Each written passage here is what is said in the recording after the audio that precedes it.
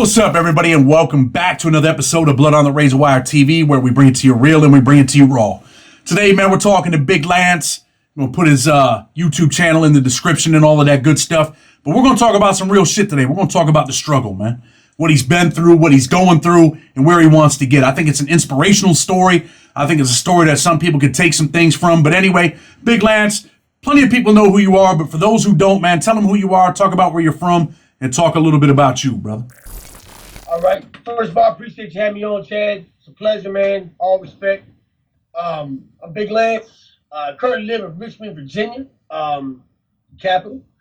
And originally from Lynn, Mass. And moved out to Virginia early age. Dysfunctional family, same old story. Started getting in trouble around 11 or 12 years old.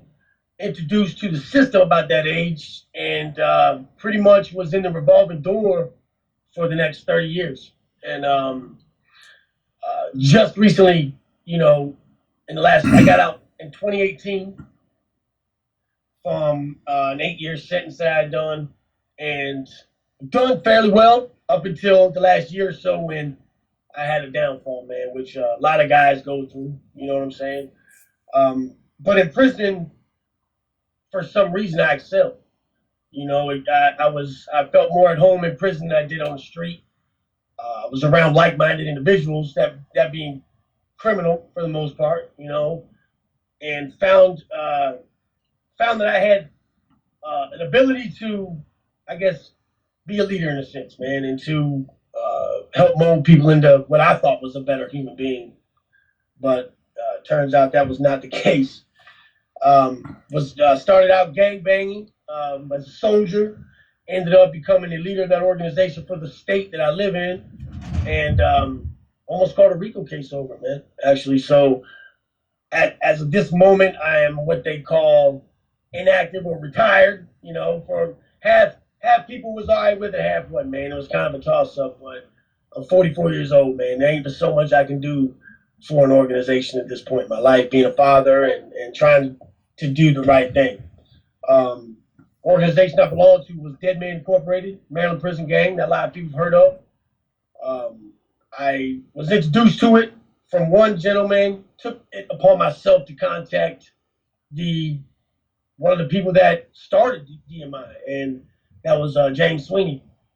But there was a lot, too, behind the scenes I didn't know about at the time that would later come to fruition as I was actually making my way out of the organization. But that's who gave me the keys, I guess, in a sense, to run my state.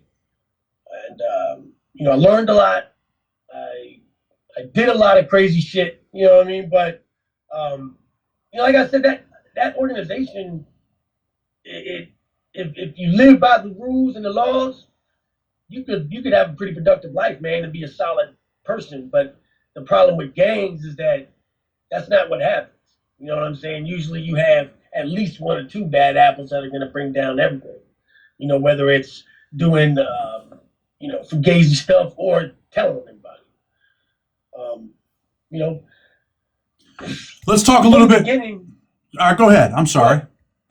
Go ahead. Yeah. Let's talk a little bit about, we're going to get into that gang stuff in a minute, but let's talk a little bit about your upbringing, man. Did you have a father? Did you have a mother? What was life like for Big Lance when he was a little kid? So my father left when I was about 2. It was me and my mom for a long time. I grew up pretty poor, man, pretty strapped. We lived mostly in, I guess you would call it, ghetto environments. And in, like, when I was coming up, especially like Mass, the projects aren't like, say, they here in Virginia. It ain't just black folks or Spanish folks. You have white projects out there too, where everybody's talking about. You know what I mean? So she met my later to be stepfather when I was about, I'd say, almost 9 or 10, and we moved out here to Virginia in 1990. When we moved out here, him and I never really got along. I think it was because he saw my father in me, who he didn't like, and I saw somebody who was trying to be my dad, who was abusive, and he didn't drink, he didn't do drugs, but he'd come home if he had a bad day at work, you were going to be the one to pay for it. But he also, him and my mother had a son, and he never touched him. So it was like I became his punching bag for many years, man. And all that really did for me was give me a bigger chip on my shoulder. I started going to school, taking that shit out on kids, teachers, whoever. I fought a lot, man. And I wasn't necessarily even mad at them. I was just fighting my reality, bro. You know what I mean? I was a pissed off kid with nowhere to put it. Um, Went to juvenile at about 12, 13. Ended up going to a place called Beaumont later on after many stints in the juvenile detention home. It was a juvenile prison. Spent a couple years there and basically became a convict. That was the worst prison I've ever been in. Let me ask you. Let me ask you this. We'll talk about that in a second. Your stepfather, he's putting his hands on you. He's beating on you. Do you ever get to the point, man, where you're like, you know what? It's time for me to start hitting back. Do you ever get in any type of physical confrontation with him and give back some of what he was giving you? When I came home, actually, from Beaumont, I put on some size. I was about 16. And you've been locked up for a couple of years, especially as a teenager, you're full of testosterone, so you get big and strong quick. Now, this man is like, even though he was a 6'4", 270+ pound guy, he wasn't in shape. I came home and I told him the minute I walked in the door, I said, all that touching me shit, you're going to keep your hands to yourself from now on. And he thought I was capping, thought I was just whooping, man. So we get to arguing one night, and he's standing there in his tighty whities. I'll never forget this. His tighty whities and his socks. And he was yelling, he's pointing his finger in my face, he's hitting me, and he smacked me. Boom. And I hit that son of a bitch so hard, he slid in his socks, like kind of like this, like almost like the Matrix. Went into the wall, put a hole through the wall, and I went to jail. The thing about it was my stepfather was a police officer. So it didn't matter whether he was dead ass wrong. It didn't matter that he had been beating my ass for the last 10 years. I was wrong in the law's eyes because the cop said so. Yeah. They locked me up. I was let right out. He dropped charges, but told me I was not allowed to come back home. So at 17, angry, pissed off, damn near institutionalized already, I'm out on the street, homeless. No job, no money. My mom was like, I have to make a decision, and unfortunately, you can't support me. Mom was a creature of self-preservation, right? So she never had a good life either. And I think that this was her only opportunity to have it. So, let's talk about that first night. You're homeless. 17 years old. What does a 17-year-old do that's homeless out on the street, man? What are you doing at 17 years old? You just got kicked out. You're probably a little bit sad inside. You know, we can say, oh, you were a convict. You've been through some tough shit at Beaumont. But what did it feel like inside? I want to know what it felt like inside. Did it feel like, man, I have no family. I'm on my own. I'm sad. Did you not care about life? What's going through Big Lance's mind at that moment? It broke me. It broke me, man. From my mother to really anybody but her. I could have dealt with it, but it was her, man. By her saying that to me, I knew that she had made her decision, and I knew I was fucking alone, man. And I remember walking up there. We lived down a dirt road at the time, and I'm walking up this gravel dirt road, and I'm going to, and there was an old abandoned farmhouse about 1.5 miles from my house. That's where I went. I walked out with a backpack, a duffel bag, an army duffel bag full of my shit, and a guitar. And I cried that whole walk. It was an angry cry. It was a sad cry. I felt worthless. I felt hopeless. And it set the tone for the rest of my life, that moment. I got to the abandoned farmhouse. It was summertime, I never forget it, so I didn't have to make a fire or nothing. And there were mattresses in there from where the pipe heads and shit had crashed there, and they had made a little setup. So I laid down that night and woke up the next morning. Remember, just kind of like, just lost, bro. I got this tattoo that says lost soul, bro, and that's how I felt. I didn't know where to go, which way to go, how to get there. I panhandled for a while. I tried to sell drugs, but I wasn't good at it. You know what I mean? I like to use drugs, so I wasn't really a great drug dealer. Ended up basically robbing people, man. That became my thing. I would rob people, man. And That's what happened. The first time I went to prison was because of that. I was out there for a while, probably about 6 months, and I met this kid downtown Fredericksburg. This kid named Robbie, and I saw him walking. He's like, I knew him from school. I said, "What's up, bro? What's going on?" He's like, "Man, I just got my state income tax check. I'm gonna go get some liquor, man." I said, "What's up, dude? You can come out to my pad at the abandoned farmhouse, and we'll get drunk and do our thing, bro." So we go out there and we're drinking, and I get stupid when I drink, man. I get mean. A lot of those demons come out, man.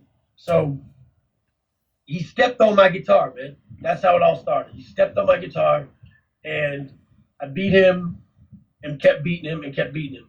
Well, I had a homeboy of mine and this chick, and I told them, grab everything. I'm taking his car. I drag him out to the woods, and I tie him up to a tree. Oh. Leave him there. I thought he was. And this was your friend? This was your friend? No, it wasn't really my friend. He was just somebody I knew from school. Oh. Just somebody I kicked it with. Not really a friend. But I thought he was dead, so I figured I'll leave him out there and whatever, or eat him up, whatever, you know what I mean? So we took his car, and it was a '89 Ford Escort wagon. So we didn't get far before the CB joint blew. I parked it behind a gas station. Next morning, I woke up, the chick bounced, and it was me and my guy. So, and my girlfriend at the time, picked her up when we left. So me, him, and her. I walked to a mall. I'd steal another car at an ATM and head back to Fredericksburg. I didn't know where to go. I didn't have nowhere to go. I was just flying by the seat of my pants at the time. Long story short, we get caught about 2 weeks later. They charged me. I thought the kid was dead, but he wasn't. He was hanging on to life. They charged me originally with attempted murder, carjacking, and armed robbery. Now, a lot of that got dropped in court, man. In order to have carjacking back then, at least, I don't know the law now, but you had to physically take someone out of the car. That wasn't, I didn't take him out of the car. I didn't have a weapon, so the armed robbery got no pros. Ended up getting, I think it was felonious assault and grand theft auto. So that was the first 6 years I did, was for that. First offender status as an adult, and went to prison. Let's talk about the relationship. Okay. So this time that you're at this, you're living in this farmhouse, right? Do you have any contact with your family? At least with your mom, or is it just completely over with? At that point in time, we were still talking. I would call, and every once in a while, she'd like put a bag of like leftovers out back, and I'd walk down there and get them. Or, she would try to kind of, but he basically told her, like, if I find you talking to him, I'm leaving. So there wasn't, my mom and I, when I was young, we had a very close relationship, man. Like, it was me and her for a long time. Yeah. Like, we were so poor, we split a TV dinner type shit, She always had kind of a pill habit, and I would take care of her when she was sick and, do whatever I could to help her if she needed me to find something for her. But when he came into the picture, man, shit changed, bro. And she, I guess, figured I was grown and that I could go take care of myself. Now you're in prison. We're going to talk a little bit about prison. Does your mom write you while you're in prison? Do you guys talk, or are you just pretty much on your own and don't hear from your mom for 6 years? I didn't talk to her for 6 years. And we didn't really write. I wrote her every Mother's Day. I wrote her every Christmas. I would try to call, but no one would answer. Didn't have my first bid. I had no, and I kind of just engulfed myself into being a convict, man. I idolized these guys. I never had a real good male role model. So to see these dudes walking around, blasted out, big, these were men to me. You know what I'm saying? These were the epitome of what I thought a man should be. And I wanted to be that. I wanted to live my life with discipline. Because doing time in the 90s and doing time now is way different. Back in the 90s, at least in this state, it was more of a prison. Now it's kind of a joke. You know, it's a different generation. But men lived with discipline. They had honor, they had respect, and they were tough. But they put me on because of my charges and because I caught another case in the jail on a child molester. I caught another year for hitting a child molester with some soap and a sock, and we jumped him. Me and two of my buddies jumped him. So they sent me to a high level, Sussex 1. This is where I went, and they had just built this place not too long before I got there, and it was 23-1. I did 3 years there. And I was a kid. You were what? About me and you were the same age, bro. When I went to prison in 1995, and I was 16. I was 17, just turned 17. So you're on your way to state prison at 17, right? Yeah. Yep. I was in Attica at 17, bro. All bullshit aside. But so you don't talk to your mom for these 6 years. You say you want to live that convict life. You're calloused a little bit. I mean, what's it like not to? Are you getting money from anybody in the street, or are you just living off the land? No, and I was getting no money from the street, so I started to learn about the hustle, and I knew I had to eat. Now it's hard to hustle sometimes on a Supermax. You know what I'm saying? If you don't have the dope, or you don't have, back then you could smoke, so cigarettes were plentiful. So my first hustle was I became the roll-up guy. I got myself a roller machine, and guys would give me their can, and I would roll their cigarettes for them, and they would give me such amount of cigarettes or whatever to do it. And of course, I'm pinching a little too myself. And then I learned how to work on TVs, right? And then what really got me eating was I learned how to draw. And once I learned how to draw, I would eat decent. You know what I mean? So the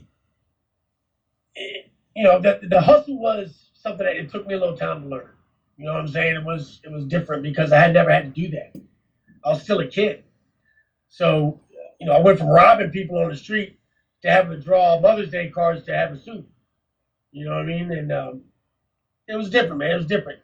And they don't really back then they didn't really have like a re-entry program. So I went from being 17, doing 6 years in a Supermax to walking out the door. What did Lance want to do when he was a little kid, man? What did you dream about? What did you want to be, man? Football player. I wanted to be a football player until I found the guitar, man. Once I found the guitar and realized I could sing a little bit, from that moment on, I always wanted to be a musician, man. I thought that was cool. I thought that I could do it. And I thought I was good enough at one point in time. You know what I'm saying? So, unfortunately, though, to do that, you have to have, somewhere to live. You know what I mean? Like, you can't, most people who are living out of a van or, there's exceptions to the rule, but not many. I mean, I heard you sing. I heard you on the guitar. I heard you on the harmonica. When you had, been going through this rehabilitation stuff and all of that stuff, like I would see you like in the mornings when I'd get up, and go to my office, and I'm like, you'd come up and dude, you're one of the only people where I'd like click on it and like watch you a little bit, And that's what made me say, man, I think this dude, and me personally, I'm going to say this, bro. I think you're a good dude, man.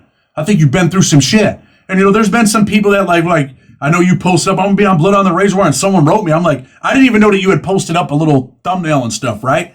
And someone had hit me up, don't interview that dude. And I'm like, dude, I think the dude's a good dude. And really? Yeah, but I'm not, I mean, hey, it is what it is, right? We've all been through some shit. Me and you are the same age. We both went to prison at 17. I got a 2 to 6. But man, I can relate to your story to a certain extent, right? And, me and my mother are close. We've always been close. And when you say something like, my mom had to make a choice, man, that hurts, man.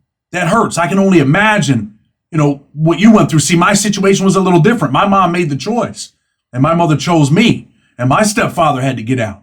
So, your story's more about a story of, struggle and then hopefully redemption when we get to the end of this road. You know what I mean? Yes, sir. Absolutely. I mean, that's the path I'm on now, is the redemption part. And, a lot of people, they look at, because I'm very transparent on my channel. You know what I mean? I don't sugarcoat it. And a lot of people that don't understand addiction and institutionalized and just people that don't understand this side of the tracks, they look down on people like that. And I wanted to be a voice for the have-nots. You got the haves and the have-nots, man. And there's plenty of people out there who are great people. I get emails and DMs from them all the time. You know, when some mother is writing me saying my 15-year-old son OD'd 3 times, watched one of your videos and hasn't stopped and is clean to this day. That's why I do it, man. You know what I mean? Because that, to me, is payment in itself. You know what I mean? If you spend your whole life telling your story and you save one person, it was worth it, bro. You know what I mean? So I've learned through doing YouTube and being on social media just how much of an impact our voices have. And I made a lot of mistakes on social media. You know, I've done things I'm not proud of. I've backed people I shouldn't have. You know what I mean? And one thing prison did teach me, or taught a lot of us, is the real meaning behind the word loyalty, bro. You know what I mean? Like, people don't understand that word out here.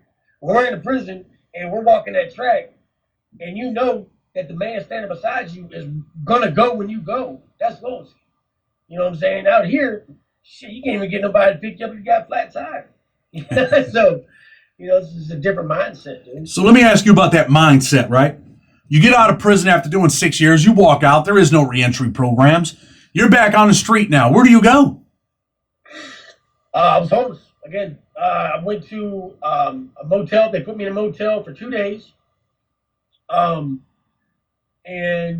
I was back on the street, man. And I met a girl, right? Met this chick, Tina. She was from Romania. Beautiful girl, man. And, you know, guys that come home, we have a glow. You know, we love life. We're big, we're healthy, we're strong. You know, usually lasts for about 3 months. But I had the glow, I guess. And she met me, and we fell in love with each other and ended up living with her for a long time. But I was so messed up, dude. You know what I mean? And just the demons that I walk around with, you know, she couldn't take. You know, and after a couple of years, I ended up picking her car up from work one day. And we had a rocky relationship. But I picked her car up one day and got drunk and took the state police on a fucking chase, man. And ended up totaling her car, flipping it in a ravine, running from the cops. And her family was actually the people that said, look, it's either him or us. Like, that's how bad of an individual I was, man. And of course, she made the right decision and listened to her family. I went away again for that for a couple of years, and I came home. And basically it was just, like I said, man, up until very recently, it's been the revolving door, man. It's been the cycle. Go to jail, get clean, get healthy, come home, do good for a minute, and then slowly deteriorate. Let's talk about, hold on, I got to stop you, right? I want to ask you a question before we get too far along. The first time you get out of prison, you're doing 6 years. Do you have any goals? Or are you like, man, this is what I'm doing when I put my feet on the concrete? When I walk out of here, I'm going to get a job. I'm going to save my money. This is what I'm doing. I want to meet a nice girl. I want to have a son someday. What's going through your mind? Do you have a plan, or do you have a plan to fail? That's what I want to know. At that time, my plan was I wanted to be a gangster, man. Like, I felt like the only love I'd ever had was from my homies, man, was the guys that were in prison. In the world, I didn't feel love, dude. But when I'm inside, I felt the embrace of brotherhood, dude, and just camaraderie. It's sort of like guys that go to the military. They come home and they miss it. Do I miss prison? No. But do I miss being around dudes that I knew were real? Yeah. You know, and I didn't have any aspirations to do anything out here. I knew I was going back. So the first time I got out, the night I got home from my first bid, I did an 8-ball. The night I got home, I took the money I had and got an 8-ball. So there was no aspiration. So you had a plan to fail, pretty much. Yeah,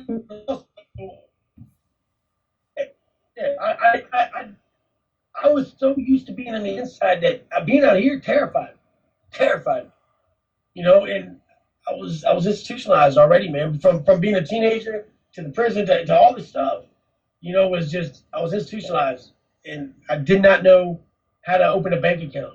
I didn't know how to keep a job. I didn't know how to deal with some boss telling me, you need to do this, you need to do that. Like, what? You know what I mean? So authority was a problem, man. It was a problem. Let me ask you Hard to get done a this. job when you can't do it. Let me ask you this, Lance. When you meet Tina, right? You and Tina are kicking it.